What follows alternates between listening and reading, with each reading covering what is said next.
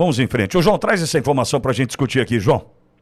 A ordem de Alexandre de Moraes para que Jair Bolsonaro e Valdemar Costa Neto expliquem sobre um possível encontro na convenção de Ricardo Nunes no sábado passado, sem ser esse, no anterior, gerou uma onda de especulação nos entornos de ambos sobre quais seriam as razões do ministro do Supremo para mandar que eles se manifestem.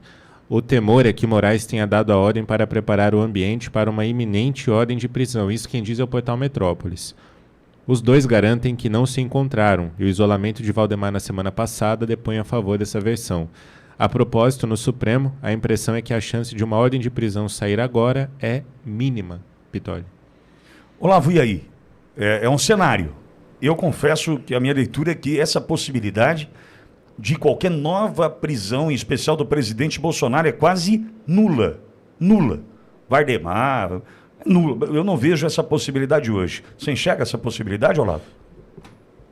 Temos que pensar com a cabeça da esquerda, né? Se nós pensássemos num Estado democrático, natural, onde o judiciário tem o seu papel, o executivo e o legislativo o seu, dá para eximir. Mas se pensarmos com o contexto, pensarmos com o que acontece hoje, com as cooptações, com quem reza na cartilha de quem, para não ser mais objetivo e criar algum risco, pensamos assim, Silvinei Vasquez, o próprio Alexandre de Moraes, ele ficou preso, né?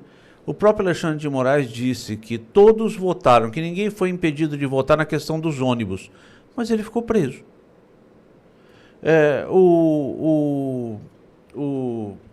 Felipe Martins, perdão. Felipe, dificuldade com nomes, amigo ouvinte, seja indulgente comigo. Felipe Martins prova a todos os olhos de que ele não viajou para os Estados Unidos e continua preso. Então nós temos um estado de exceção, aquilo que conversávamos há pouco, um estado de exceção, uma forma de tratar a direita, outra forma de tratar a esquerda. Ora, a questão dos ônibus gerou a prisão, mas e as rádios que omitiram as propagandas de Bolsonaro naquela eleição? E aí? Silêncio total, não é? Ali não se fala, porque são a utilização de pesos diferentes. Se pensarmos, mesmo com o Estado cooptado que nós temos, não haveria, ao meu ver, claro, não haveria timing adequado para uma prisão de Bolsonaro. Motivo qualquer um pode ser. Qualquer motivo pode ser. Depois que se diz que, olha, a prisão de Felipe Martins, por exemplo, 6 meses de prisão, foi muito tranquilo, foi necessário, adequado. Adequado caramba! Faz um paralelo, amigo ouvinte, não tinha prova. Não dá para dizer isso não é adequado, nem aqui, nem em lugar nenhum do mundo, onde se tenha bom senso. Então, diante desse extremo, só não enxergo na questão do timing, não seria o momento.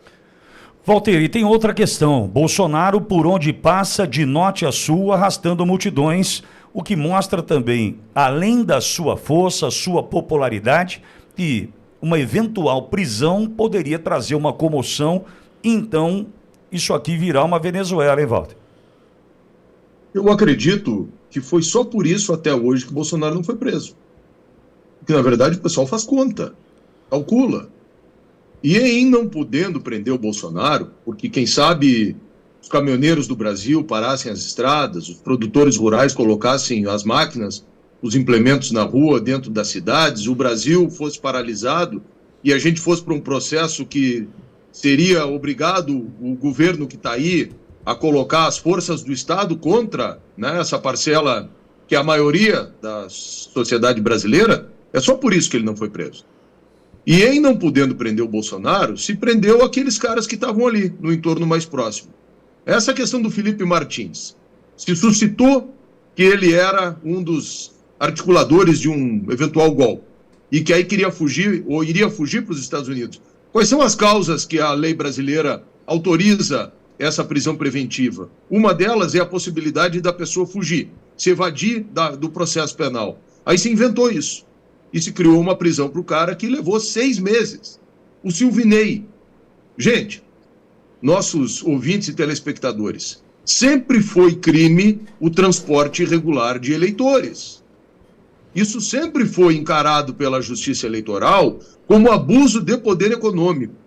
Essa foi a acusação que se inventou contra o cara, de que ele estava coibindo o transporte irregular de eleitores, que seriam eleitores que estavam indo para votar no Lula com o intuito de manipular a eleição. Ora, a gente está vendo como é que a eleição foi manipulada.